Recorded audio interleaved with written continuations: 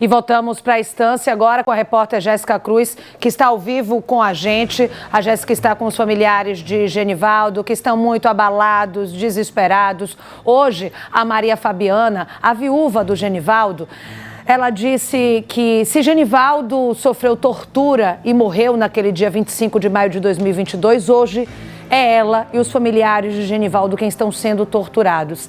Ela diz que a fala dos ex-policiais não tem nenhuma empatia, eles não confessam o crime que cometeu. Ela acreditava que pelo menos eles iam dizer que matou, mas que não tinha a intenção, mas não, a tentativa da defesa é de inocentar completamente, né, esses 3 ex-policiais rodoviários federais. E agora sim, a Jéssica Cruz está com a gente. Com você, Jéssica.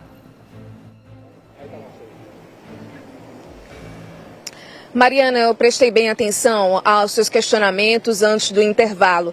E você citou aqui um vídeo que foi exibido, sim, nesse julgamento, na sustentação da defesa do ex-policial rodoviário federal, o Paulo Rodolfo.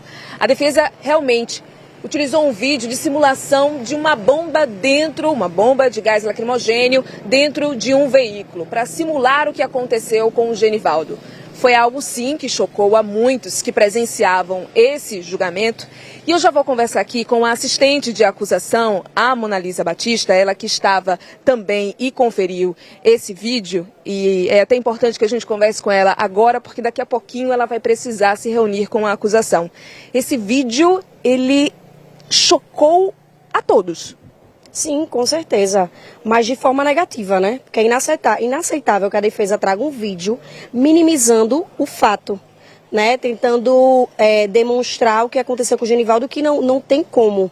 Genivaldo, no momento que foi colocado no porta-malas da viatura, ele estava imobilizado, sem chance nenhuma, inclusive de se defender, colocar a mão no nariz, tapar a respiração. A gente não se sabe como esse vídeo foi gravado, em que circunstâncias ele foi gravado, e não tem como fazer um vídeo comparando ao fato que aconteceu com o Genivaldo, né? É importante a gente lembrar também do laudo da Polícia Federal com relação ao caso. Sim. O laudo que diz que o Genivaldo teria passado por sucessíveis ações de estresse, o que levou também uma aceleração de todo o organismo dele, do coração. Com certeza. Tanto é que os réus hoje respondem não só por homicídio, mas como por tortura. Porque antes de Genivaldo ser colocado no porta-malas, ele sofreu uma série de torturas. Ou seja, ele já chegou no porta-mala sem fôlego. Ou seja, ele respirou muito mais o gás que estava no porta-malas. Vocês optaram, a acusação optou por não fazer utilização da réplica. Foi uma estratégia bem pensada por vocês, dialogada? Sim, com certeza. Eu acho que não tem mais porquê, não tem mais o que ser discutido, né? São 11 longos e cansativos dias de julgamento. A gente tentando provar o que não precisa ser provado. Mas a gente precisa contestar o que a defesa traz, né? Que ao todo momento tenta descredibilizar, tenta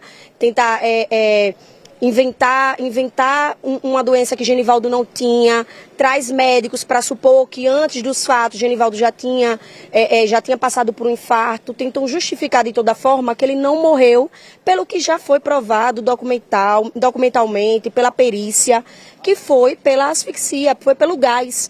E aí, a gente, como defesa, infelizmente a gente tem que fazer esse papel de contestar as provas que são trazidas pela defesa, apesar do inquérito policial, apesar das provas do processo serem muito claras, é vídeo, está tudo provado. Agora vocês estão no intervalo, mas os jurados já estão reunidos para essa decisão? Ainda não, ainda está na fase de quesitação, que é a formulação das perguntas que vai ser para os jurados. Aí finalizou essa fase da quesitação, é que vai ser reunido os jurados para a votação e aí o parecer final, a decisão. Para que o público possa entender melhor, quem faz a formulação dessas perguntas? São vocês? Sim, somos a defesa, o Ministério Público Federal com a assistência de acusação, manda envia para o juiz e o juiz faz a formulação. Com base nos quesitos da defesa e do Ministério Público. Eles vão ficar reunidos por cerca de 1 hora, mais ou menos? Mais ou menos isso. A expectativa é realmente grande por parte da acusação? Vocês estão convencidos de que fizeram o papel representando essa família? Com certeza, estamos convencidos e confiantes, né, que o resultado de hoje seja um resultado muito positivo, seja que a justiça seja feita e o resultado que vier, com certeza, será não só pela vida de Genivaldo, mas em prol de toda a sociedade, né? Analisa, só para ficar claro, quantas perguntas, mais ou menos, que são feitas para esse jurado? Ainda não foi decidido porque o juiz ainda vai formular e juntar, né, os quesitos. Ainda não tenho a quantidade certa de perguntas, não. É o que vocês vão fazer agora? Exatamente. Vou liberar então a Mona Lisa. Mona Lisa, muito obrigada, porque ela precisa realmente voltar, se reunir com a acusação, Mariana, para a elaboração também dessas perguntas, o encaminhamento dessas perguntas para o juiz, para que o juiz direcione as perguntas para esses jurados. São 7 jurados, são 3 mulheres e 4 homens. Mas aqui eu tenho a família do Genivaldo. Temos muitos irmãos do Genivaldo, amigos, a viúva. Nós temos aqui pessoas realmente que estão com o coração, Mariana, doído, porque nesses últimos dias, 11 dias, contando com hoje, eles reviveram de novo a história, a morte do Genivaldo, né? Sim. Sempre que passa, sempre a gente estamos relembrando, né? Porque tem 11 dias que a gente estamos aqui e o sofrimento é grande, né? Sempre há aquela lembrança, sempre aqueles vídeos que eles passam pra gente estar lembrando e recordando, né? Porque a dor é muito grande de ver aquele sofrimento todo que meu irmão passou ali, né? Uma tortura muito grande que ninguém nunca imaginou de perder um ente querido, um irmão, numa situação daquela, né? E hoje a gente estamos aqui na espera, esperando que tudo dê certo e que a justiça seja feita, né? Fizeram orações ali, acenderam velas? Sim, tem 11 dias hoje que a gente estamos, todos os dias é acendido vela, todos os dias é colocado flores, é segurado os banners. Todos os 11 dias a gente estamos aqui na espera, né? Todos os dias a gente estamos aqui, a família toda e os amigos. Uma coisa interessante que aconteceu, Mariana, no primeiro dia de julgamento aqui, choveu. E as pessoas relacionaram justamente com as lágrimas do Genivaldo. E hoje, o último dia, choveu de novo também. Seria justamente um choro, uma representação. Bom, cabe aí alguém que acredita, eu acredito muito nisso, e muita gente aqui reunida também acabou relacionando isso a esse dia tão importante. Mas eu queria falar com o senhor, porque teve um momento ali do julgamento que o senhor disse bem assim, eu vou sair, eu não aguento ouvir certas coisas. Coisas muito pesadas que foram ditas aqui, fazendo referência ao Genivaldo. Sim, com certeza. Boa noite. Eles vão simulando uma coisa que não existiu, investindo o quadro, falando com meu irmão que era doente, coisa e outra, inventando tudo mentira. E eu não aguentei. Essa semana eu tive ontem, precisei sair também, não aguentei. Hoje chego agora nos mesmos assuntos, aquelas conversas, mas a Deus já passou, vamos esperar agora ter justiça e para nós ter a vida, continuar a vida para frente. E ele descansar em paz, porque é muito sofrido, muito doído. Foi 11 dias de luta, dia e noite, contando vai dar 22 dias, porque é dia e noite, nós saímos daqui meia-noite, 11 horas, na verdade são 11 horas o último dia, e aí chega em casa é meia-noite, quando vai dormir, tomar banho é 1 hora da manhã. Então assim, então foi muito cansativo. Chamar por Deus que seja tudo certo, que eles vão pagar o que eles fizeram, o que eles serem condenados, e nós vamos descansar, e meu irmão também descansar em paz. E muito obrigado a vocês do Brasil todo e o mundo que deram maior força a nós, vocês aqui também de Sergipe e da Record, viu, da TV Atalaia, filial de Sergipe aqui, a Record aí combate, viu, vocês todos aí, vocês direto em casa. Eu penso que não ia acontecer nunca com uma família da pessoa e acontece. Confiando, né? Confiando muito, né, para falar sobre esse caso. Confiando muito para falar nesse caso, viu? E nós estamos falando de cabeça erguida, não tem medo não, viu? Não tem medo, não tem fé que dê tudo certo, viu? Obrigado, você não sei falar muito bem. Pode ficar tranquilo. Mariana, está acontecendo algo interessante, porque eu estou vendo muitas pessoas saindo de lá de dentro, é lá onde aconteceu durante todos esses dias o julgamento, lá dentro, no auditório, e essas pessoas estão saindo. Algo que destacaram para a gente é que quando todo mundo fosse colocado para fora, que é o que está acontecendo agora, seria justamente o momento em que esses jurados ficariam reunidos para fazer a votação, para que eles possam, na verdade, decidir sobre o resultado desse julgamento. Então isso deve acontecer agora, as portas elas vão ser fechadas, tudo vai ser fechado, janelas vão ser fechadas para que essa decisão seja tomada, para que haja realmente esse sigilo, esse momento em que eles precisam ficar reunidos, os 7 jurados, para tomar uma decisão tão importante. Todos aqui do lado de fora, a família reunida do lado de fora, em uma outra sala estão os advogados de defesa, também em uma outra o Ministério Público e a assistência de acusação. A assistência de acusação e o Ministério Público querem que os 3 réus saiam daqui hoje culpados e que permaneçam presos. E que saiam, inclusive, de onde estão, porque desde outubro de 2022 que eles estão presos no presídio militar. Mas eles não são mais policiais rodoviários federais, porque no ano passado o Ministério da Justiça demitiu eles, exonerou esses 3 homens. E o que a defesa quer é que eles sejam, na verdade, responsabilizados como homicídio culposo, quando não há intenção de matar. O julgamento aqui é referente a um homicídio triplamente qualificado com tortura. Se isso realmente se confirmar a partir da decisão dos jurados, esses homens eles podem ter uma pena de até 30 anos por conta da tortura.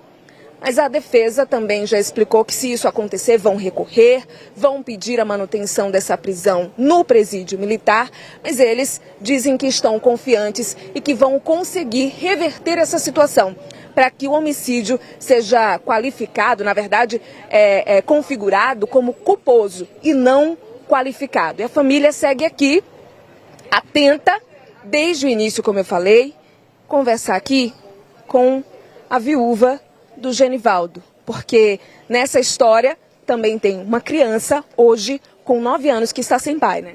Sim, meu filho completou 9 anos de idade e está sofrendo muito com a falta do pai, né?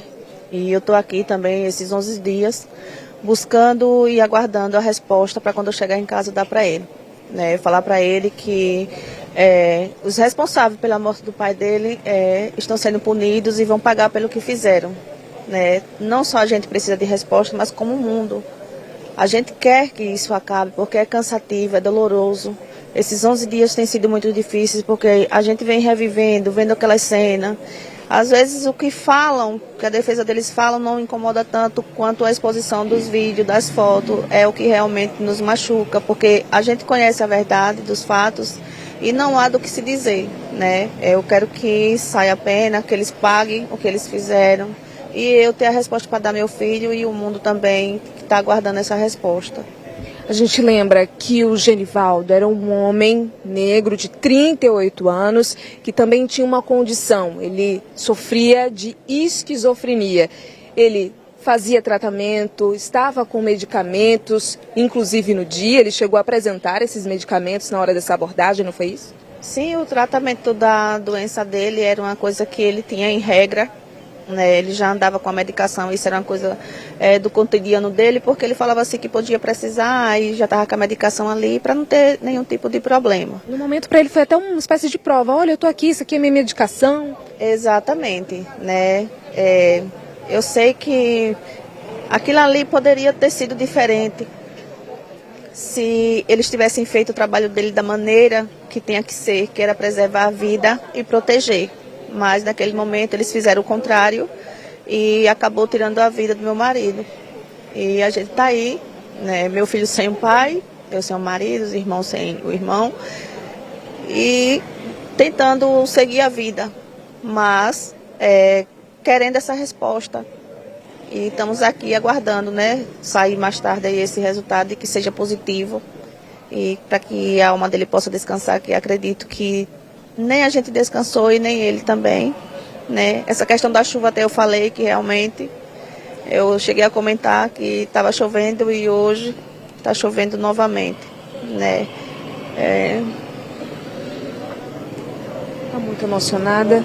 É assim que a família está, emocionada, abalada, porque é um momento de tensão, não se sabe o resultado ainda desse julgamento. E eu chamo a atenção, Mariana, os 3 réus, no início do julgamento, eles estavam aqui presentes, acompanharam tudo, mas teve um momento em que um dos réus, o Kleber, passou mal, teria passado mal, e a defesa dele pediu para que ele se retirasse. Ele, durante grande parte do julgamento de hoje, no dia de hoje, ele se fez ausente. No final, já quase no fim da tarde, ele voltou para acompanhar esse julgamento, ele se emocionou, se mostrou.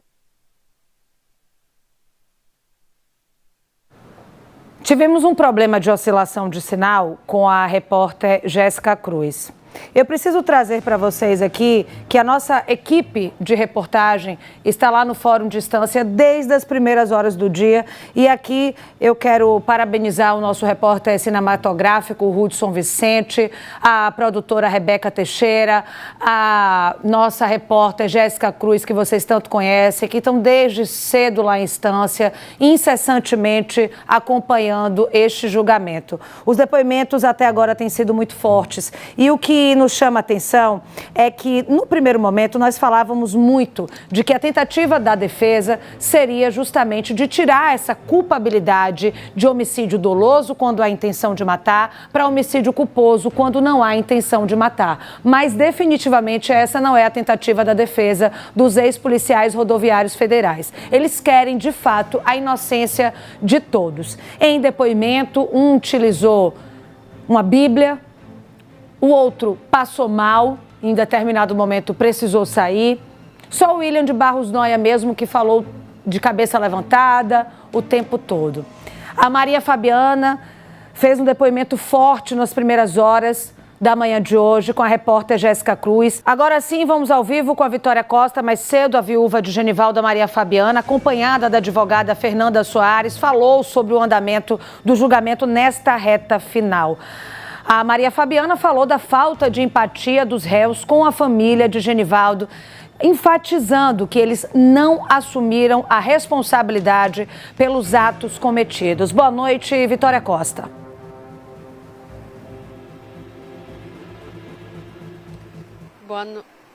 Boa noite, Mariana. Boa noite a todos que nos acompanham. Pois é, um relato, um depoimento muito forte da Maria Fabiana, ela que é a viúva do Genivaldo. Você de casa aí também acompanhou agora falas ditas por familiares. Eu estava acompanhando também daqui a repórter Jéssica Cruz, que está desde de manhã cedo em um trabalho incansável lá em Estância. Conversou mais cedo com a viúva e também com a advogada dela, e agora vocês conferem esses depoimentos que foram feitos mais cedo.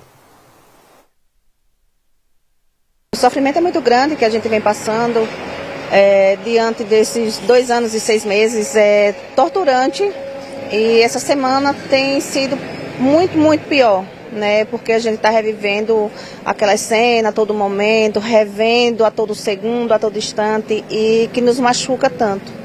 E eu falo assim que, assim como eles torturaram o Genivaldo naquele dia, a gente vem sendo torturado aqui também, né? Diante daquela cena, porque no dia a dia a gente evita, a gente não olha, a gente não quer ver, porque é muito difícil a gente ver ele numa situação daquela, né? Só que estamos aqui buscando justiça, já são 11 dias hoje, né? Estamos abatidos, estamos cansados, mas estamos aqui firmes porque queremos justiça.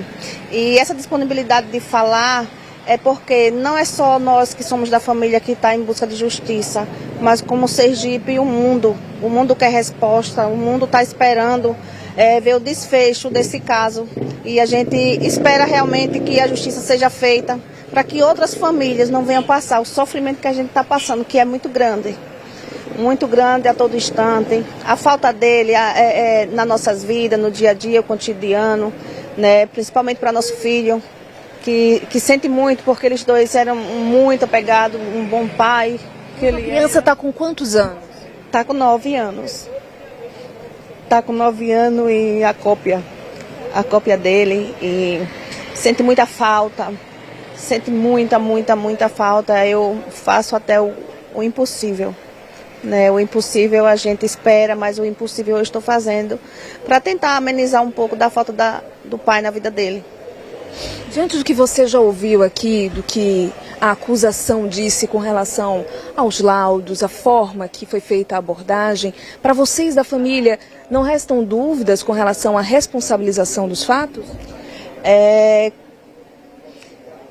um pouco difícil assim, porque eu vou falar sobre minha particularidade, que é extremamente um absurdo que a gente vem ouvindo, mas infelizmente é uma coisa que não está nas minhas mãos. Eu não posso expressar realmente lá dentro o que realmente eu penso, em ver tais acusações contra o próprio Genivaldo, que estava isso, que estava aquilo, sendo que a gente tem gravações e vídeos que provam em si como realmente os fatos aconteceram. E chegar numa situação dessa, ver outros que não têm nenhum estudo, nenhuma capacidade, porque um legista, para ele criticar a capacidade do outro, ele tem que ser um legista, tem que estar mais estudado do que aquele, e ver assim, denegrindo imagem de colegas, de médicos, e isso é triste para toda a sociedade, porque a gente vai sentir firmeza em que criticar que a médica que o atendeu não tinha a capacidade de atendê-lo naquele momento, vindo da boca de um farmacêutico. Então isso é muito triste, revoltante, humilhante, e a gente ter que absorver tudo aquilo ali é pior ainda. É por isso que eu falo, tanto é torturante, foi a tortura que Genivaldo passou naquele instante e a tortura que a gente vem vivendo agora. A gente vem vivendo já há 11 dias, passando sem poder nos expressar, sem poder, sabe, ouvir e ter que engolir mais uma vez. Mas a gente está engolindo, mas estamos aqui firme e forte, que para ver a justiça ser feita. Eu tinha a esperança deles que em algum momento eles fossem reconhecer o que realmente eles fizeram, e em nenhum momento eles demonstraram algum tipo de empatia. Foi uma conquista já desde os primórdios do processo, né? A gente conseguiu de forma liminar, e no final da decisão o juiz decretou de forma definitiva 2/3 do salário mínimo. Mas isso é mínimo, considerando o impacto que essa criança sofreu desde 2022 e sofrerá para o resto da sua vida, né? Que é a ausência de um pai que foi tirado da sociedade da forma que foi. Isso gerou impacto para os familiares, mas a pessoa que mais sofre é a criança. E a gente fica ainda mais estarrecido porque houve a desclassificação para permitir que Maria Fabiana e Enzo participassem da assistência de acusação. Então é uma criança que vem sendo injustiçada desde 2022 e a gente tem batido na porta da injustiça diversas vezes. Então a gente espera minimamente que pelo menos ao final desse julgamento que a gente tenha uma decisão aí contundente e que traga o mínimo de esperança e de justiça, que é o que está gravado na camisa e o que os familiares esperam a todo momento.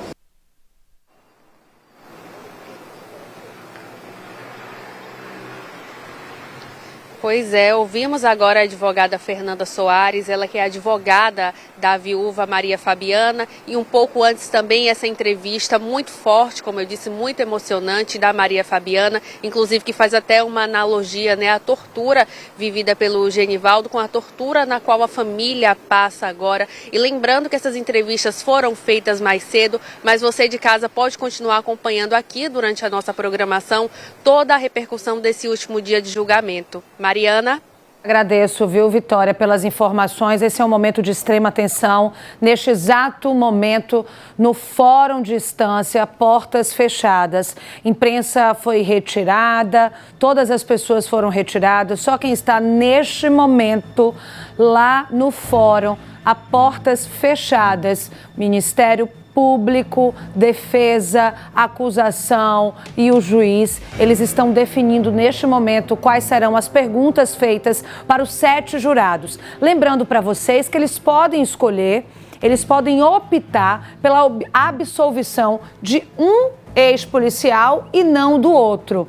Por que eu falo isso? Porque as imagens são claras que cada um teve uma participação diferente. Na parte do que é apontado como tortura, os 3 fazem parte, né? Onde o Genivaldo tem os pés e as mãos amarrados. Mas no momento, por exemplo, em que ele é colocado na viatura, nem todos participam, apenas um joga a bomba de gás lacrimogênio e 2 seguram o porta-malas da viatura. E o Kleber, neste momento, se afasta. A gente vai trazer para vocês ao vivo, direto lá do fórum. Aí, ó, minha gente, esse é o momento, ó. Portas fechadas.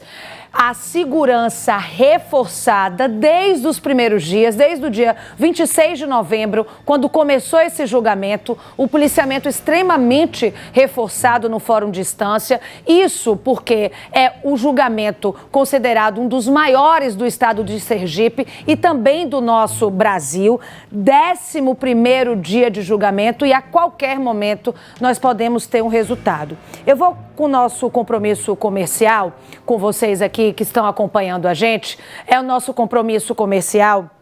E depois, em seguida, a gente volta com a Jéssica Cruz, que vai trazer outros elementos. Eu preciso reforçar para vocês que a defesa, falei isso no início do programa, reforço agora, a defesa dos ex-policiais, eles surpreenderam, né? A defesa surpreendeu, na verdade, porque trouxe uma simulação de um vídeo do que teria acontecido no dia da abordagem de Genivaldo. Eles pegaram um homem, colocaram esse homem dentro de um carro, colocaram que seria ali um gás lacrimogênio, pelo mesmo tempo que Genivaldo ficou dentro, e esse homem saiu apenas com o olho vermelho. A justificativa da defesa era de dizer que Genivaldo não morreu por asfixia, como apontou o laudo da Polícia Federal. A ideia deles é dizer que Genivaldo tinha um problema de arritmia e que morreu de infarto e não por asfixia. Então, muitos elementos estão sendo discutidos, as imagens são claras do que aconteceu no dia, mas a defesa está usando de grandes elementos para defender aí os ex-policiais rodoviários federais. Vamos com Jéssica aqui então agora, ao vivo. Boa noite, Jéssica. Oi, Mariana, boa noite. Como eu tinha falado, mas agora a gente vai mostrar mesmo, porque agora, nesse momento, os jurados já estão reunidos, portas fechadas, aliás, está até só um pouco aberta ali, mas os policiais ali na frente, porque ninguém pode atravessar, ir até lá neste momento. Esse é um momento reservado justamente para uma reflexão desses jurados. Lembrando que eles têm perguntas, né, que vão refletir através dessas perguntas que são formuladas pela acusação, pela defesa e direcionadas para o juiz, para que o juiz direcione para esses jurados.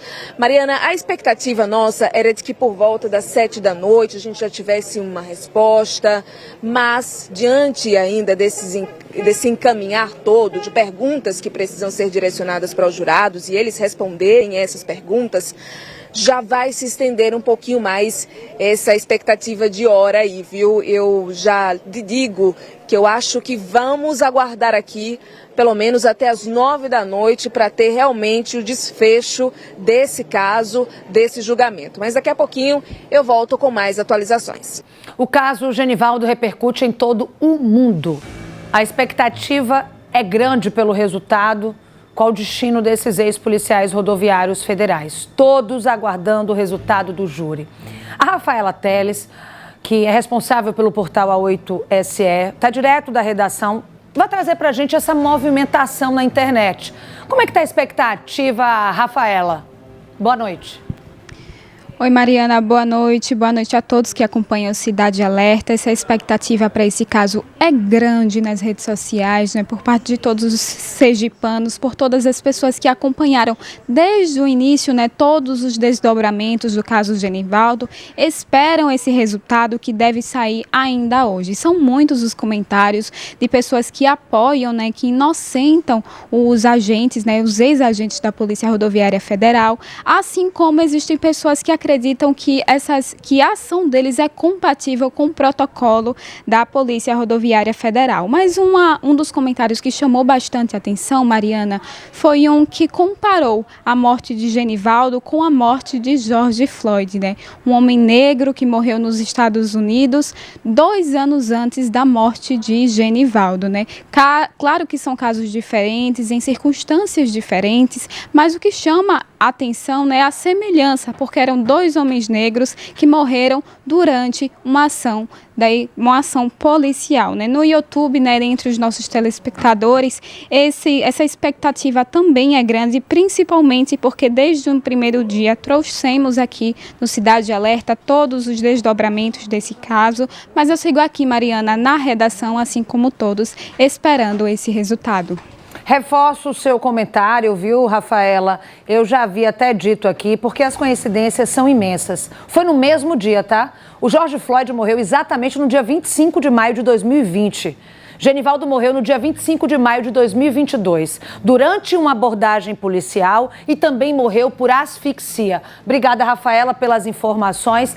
E as coincidências aí não acabam, tá? George Floyd também era um homem pobre, um homem negro, que morreu diante de várias câmeras de celular. Nem essas câmeras de celular inibiram a ação do policial no caso de George Floyd e também no caso de Genivaldo de Jesus Santos, de 38 anos.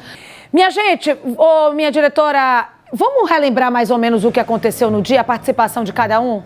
Mira Marques primeiro, depois eu explico para vocês a participação de cada um. Porque, como eu falei para vocês, a nossa equipe de reportagem está desde as primeiras horas da manhã, incansavelmente acompanhando este júri.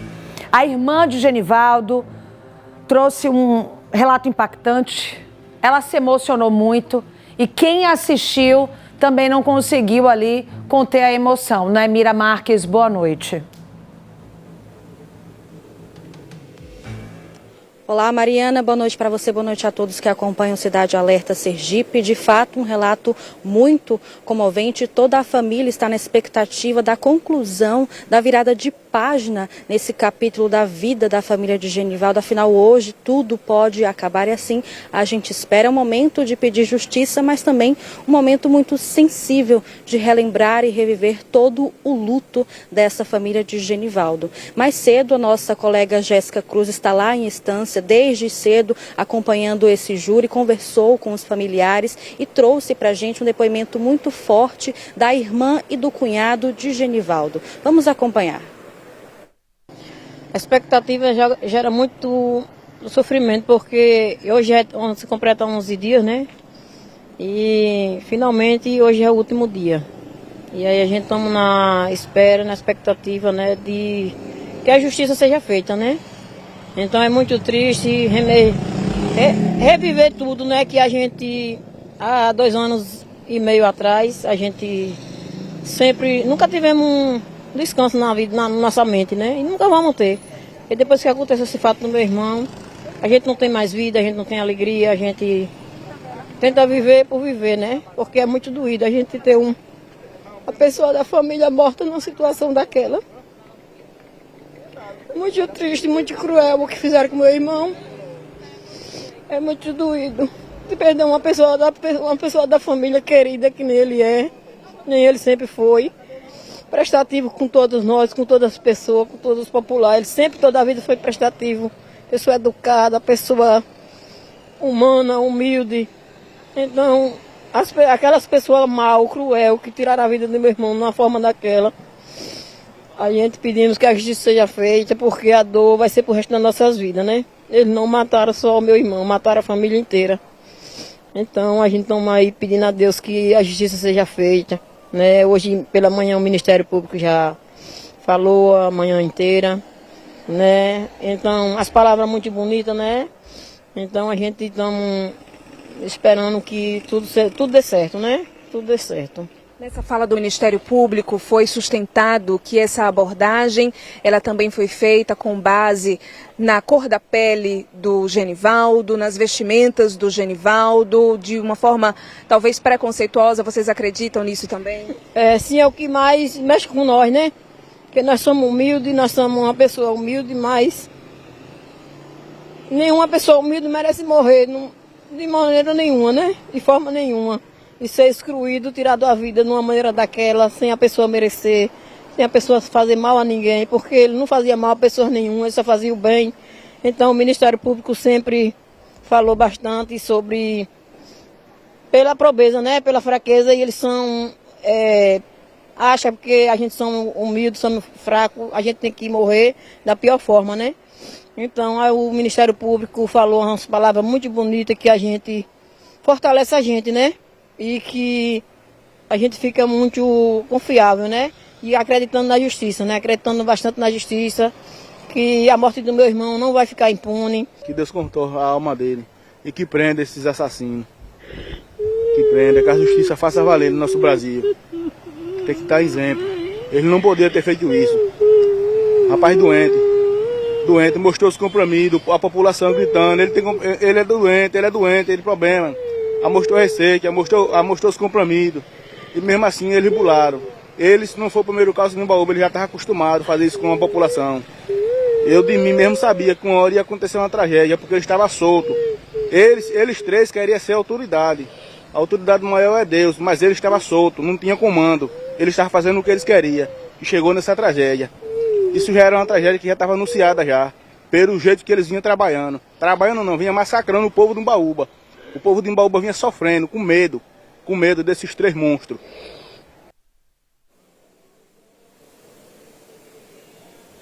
Então, Mariana, são relatos muito fortes, muito comoventes e não é para menos. Já é difícil perder um ente querido na família, ainda mais desse jeito como foi a morte e o assassinato de Genivaldo de Jesus. A gente aproveita para agradecer ao trabalho da Jéssica Cruz, que entrevistou com toda a sensibilidade, toda a empatia a família de Genivaldo lá em Estância. Volto com você. Obrigada, viu, Mira, pelas informações. É impossível a gente não se sensibilizar com a imagem dessa. Lembrando para vocês que Genivaldo deixou um filho de 9 anos muito apegado a ele, inclusive a cópia fiel dele. Uma criança que tem pesadelos, uma criança que tem visões, uma criança que está com sofrimento mental diante da ausência do pai.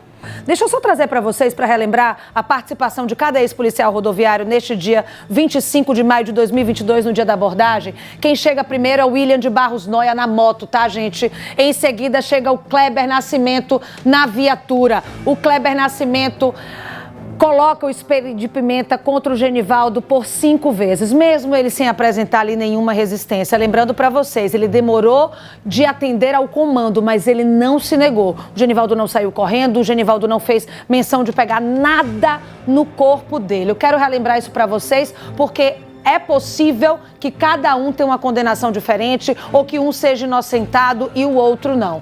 Esse é o primeiro momento. Por que Genivaldo foi abordado de acordo com eles? Porque estava sem capacete e porque estava de sandália. Argumento até rebatido pelo Ministério Público, que diz que foi uma abordagem preconceituosa, porque Genivaldo é negro e porque Genivaldo é pobre. E não apenas, como eles disseram, porque Genivaldo estava infringindo ali algumas recomendações. Esse é o momento seguinte em que, mesmo na presença de muitas pessoas filmando, eles não se intimidam.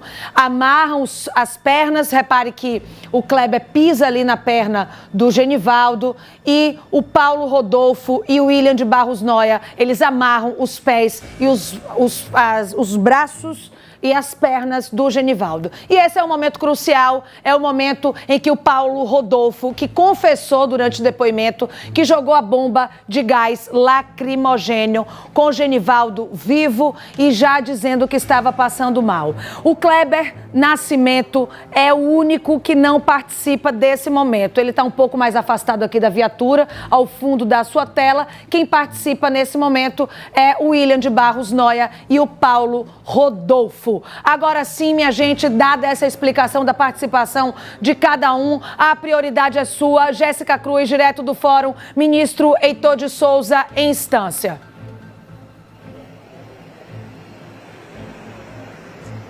Pois é, Mariana, nós estamos aqui e eu chamo a atenção para a movimentação. Na verdade, é um momento que todo mundo segue concentrado. A gente tem ali uma parte da família que está sentada no aguardo do resultado desse julgamento.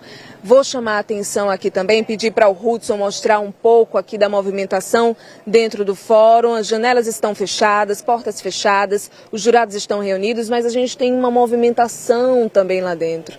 Alguns advogados, algumas pessoas que podem ficar lá dentro, que fazem parte desse julgamento. Temos famílias também dos próprios réus que estão aqui e continuam nessa expectativa. A gente não tem uma previsão de quando que vai sair esse resultado. A gente achava que por volta de 7 da noite a gente poderia ter uma resposta, mas diante das perguntas que são elaboradas, das respostas que têm que ser ditas pelos próprios jurados, a votação que tem que acontecer, a gente já imagina que vai se estender um pouquinho mais aqui esse julgamento para chegarmos até esse desfecho final.